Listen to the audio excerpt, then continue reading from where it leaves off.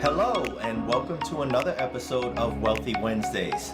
Today, what I want to talk to you about is an announcement that the Fed made about consumer debt, and I want to give you some tips as far as that's concerned.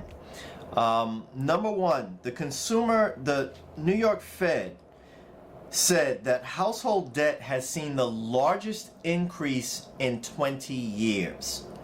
Now, along with that, what they've started to see is an uptick across the board in delinquencies on all types: mortgages, car loans, credit cards, all of that stuff. So if you extrapolate from that what's really going on, think about it. Number one, people were increasing their savings rates during the pandemic because they were scared about what was happening. As the pandemic has subsided, they're now moving away from that and they're taking on more debt. But what that's meant is inflation has made things more expensive, interest rates have risen, and some people have lost their jobs, especially in the tech industry. So all of that is combining for this perfect storm of delinquency. And delinquency is actually starting to tick up to higher levels than it was before the pandemic. So what that's going to mean is banks are going to start to tighten lending, and you're going to see, as we move closer and closer toward a recession, a further increase in delinquency. Now, let me just make this statement. If your credit utilization is low, you have a good credit score and a healthy financial profile, and you've been thinking about taking out a loan, I would do that now for whatever reason, because the requirements are going to tighten up 60, 90 days, 120 days out from now. It's going to be harder to get a loan. So if you're in a healthy state and you've been looking at maybe getting another credit card or getting a HELOC, I would do that now. Now, as far as those deep in debt, there are many reasons for paying down your debt. And let me just talk about a few of them. Number one, it cuts down on your discretionary income. That means you have less money to put away for emergency savings, and most Americans don't have $1,000 saved, and they're living paycheck to paycheck. Number two, you cannot invest for future retirement. If you're just living paycheck to paycheck, you'll never have money put aside to live for retirement. Now, I told you my 70% principle is how you should be governing your money. If you're not doing that, you don't have enough margin to save and invest. So you're setting yourself up for a financial catastrophe.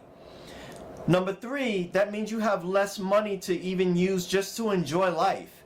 You're not going out and you're not being able to take vacations. You're not being able to go to restaurants and engage in hobbies, have fun with the family without using a credit card.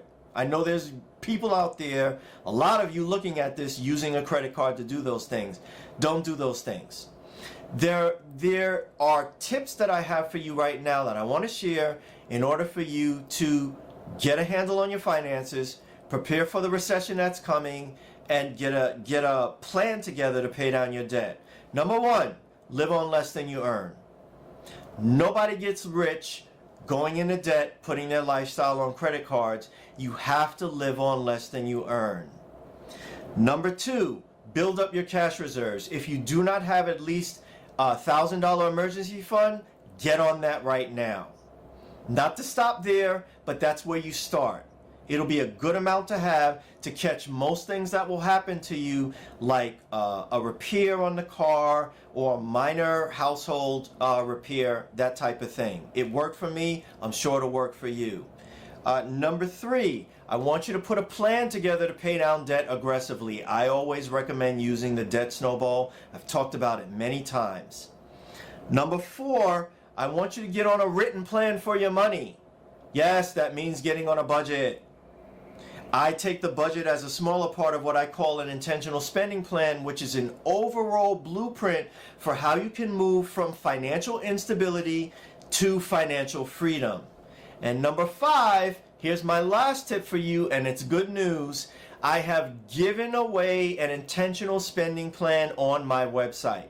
So go to intentionalmoneysolutions.com, click on the resources tab, and you will see the giveaway there at the top. All you got to do is click on it and you'll see how you can download it. It comes with a guide and a worksheet that you can use together to put together a plan which takes into account your money personality, your goals, your values, where you want to be 5, 10, 15 years from now. It's a valuable tool. Take it, use it. I'm giving it away for free. It is something that you need right now if you have not been running your money plan intentionally. If you've been living paycheck to paycheck, if you've just been living that YOLO lifestyle, you need to get on my intentional spending plan. Again, go to intentionalmoneysolutions.com, click on the resources tab, and you can download it there. So that's what I have for you on today's Wealthy Wednesday. If you take these things, you will be able to set yourself up for building wealth. And that is the topic for today, building wealth. Guys, have a great day.